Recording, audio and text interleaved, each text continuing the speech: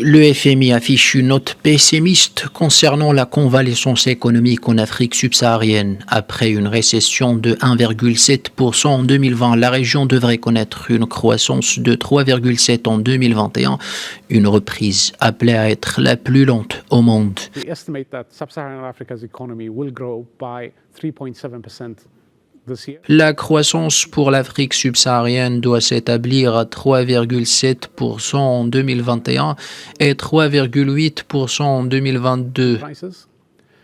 It has also La reprise dans la région sera la plus lente dans le monde, vu que les économies développées vont croître de plus de 5% et les pays émergents ou en développement de plus de 6%. is of course very much welcome.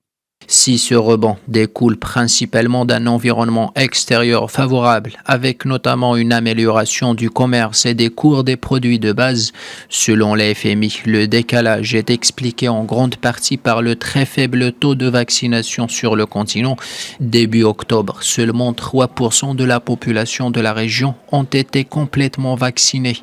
This is also because vaccination efforts in sub-Saharan Africa have been slower than other regions, due mostly to Les campagnes de vaccination ont été lancées tardivement en Afrique subsaharienne, en raison principalement du stockage des vaccins par les pays riches, des difficultés dans l'exportation des vaccins et les injections de rappel dans les économies avancées qui pourraient compromettre davantage l'offre. the population in sub-Saharan Africa has been fully vaccinated.